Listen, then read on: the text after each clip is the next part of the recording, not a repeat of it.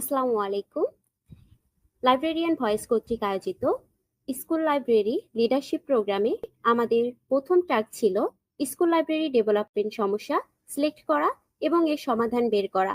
আমরা আছি গ্রুপ এ তে।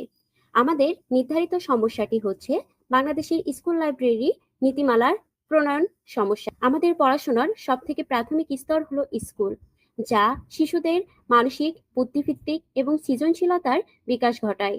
তাদের এই বহুমুখী দক্ষতার পিছনে সবথেকে গুরুত্বপূর্ণ ভূমিকা পালন করে এই স্কুল লাইব্রেরি। এটি ভালো সুগঠিত স্কুল লাইব্রেরি একজন শিক্ষার্থীর স্বপ্ন গড়ার অন্যতম হাতিয়ার।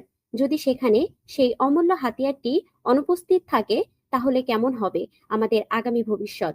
অত্যন্ত দুঃখের সাথে বলতে হয়, আমাদের বাংলাদেশে স্কুল লাইব্রেরিগুলোর অবস্থা খুবই নাজুক।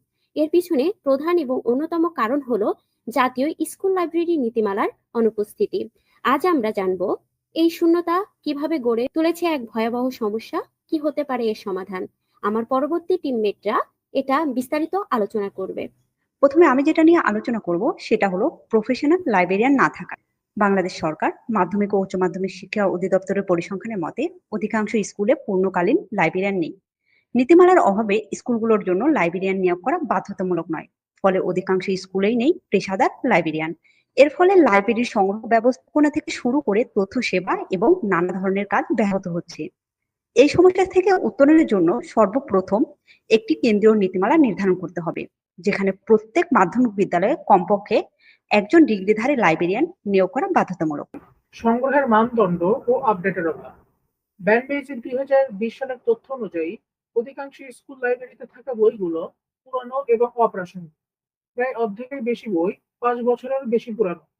পাঠ্যপুস্তক ব্যতীত অন্যান্য জ্ঞান ভিত্তিক, সাহিত্যিক বা আধুনিক প্রযুক্তি সম্পর্কিত বইয়ের উপস্থিতি খুবই কম।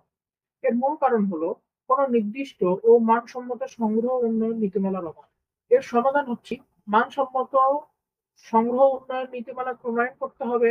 এই নীতিমালায় থাকবে নির্দিষ্ট সময় অন্তর সংগ্রহ হালনাগাদের বাধ্যবাধকতা, পুরানো ও অপ্রাসঙ্গিক বই অপসারণের নিয়ম এবং পাঠকের চাহিদা ও পাঠ্যক্রম অনুযায়ী বই নির্বাচনের মানদণ্ড। রহমান ও সুলতানার 2019 সালে একটি গবেষণায় দেখা গেছে যে দেশের স্কুল লাইব্রেরিগুলোর জন্য আলাদা করে উল্লেখযোগ্য বাজেট বরাদ্দ করা হয় না, ফলে সেগুলো অব্যবস্থাপনার শিকার হচ্ছে। লাইব্রেরির জন্য পৃথক বাজেট না থাকায় বছরের পর বছর কোনো উন্নয়ন হয় না। লাইব্রেরিকে বিদ্যালয়ের উন্নয়ন পরিকল্পনায় অন্তর্ভুক্ত করা হয় না। এই চ্যালেঞ্জ মোকাবেলায় নীতিমালায় লাইব্রেরির জন্য আলাদা বাজেট নির্ধারণের নির্দেশনা থাকতে হবে এবং এটি পরিচালনা করবে একটি মনিটরিং কমিটি। এসিআরএল এর তথ্য সাক্ষরতা কাঠামো ও ইউনেস্কো এমআইএল কারিকুলাম উভয় শিক্ষার্থীদের তথ্য যাচাই, বিশ্লেষণ ও নৈতিক ব্যবহারের দক্ষতা অর্জনের উপর গুরুত্ব দেয়। কিন্তু বাংলাদেশে স্কুল পর্যায়ে কোনো জাতীয় লাইব্রেরি নীতিমালা না থাকায় এ ধরনের গুরুত্বপূর্ণ তথ্য সাক্ষরতা শিক্ষা পাঠ্যক্রমে অন্তর্ভুক্ত হয়নি। পাঠ্যক্রমে তথ্য অনুসন্ধান, উৎস যাচাই, রেফারেন্সিং এসব নিয়ে কোনো পাঠ নেই। লাইব্রেরি নীতিমালা না থাকায় এইসব প্রয়োজনীয় জীবন দক্ষতা শিক্ষার সুযোগ তৈরি হচ্ছে না। লাইব্রেরি চ্যালেঞ্জ মোকাবেলায় নীতিমালার তথ্য সাক্ষরতা শিক্ষা লাইব্রেরি ক্লাস হিসেবে অন্তর্ভুক্ত করা যেতে পারে। বিশেষ প্রশিক্ষণপ্রাপ্ত শিক্ষক বা লাইব্রেরিয়ান এই ক্লাস নিতে পারেন। স্কুল লাইব্রেরি মানে শুধুই বইয়ের তাক নয়, এটি হলো স্বপ্ন দেখার জানালা, গবেষণার প্রথম ধাপ।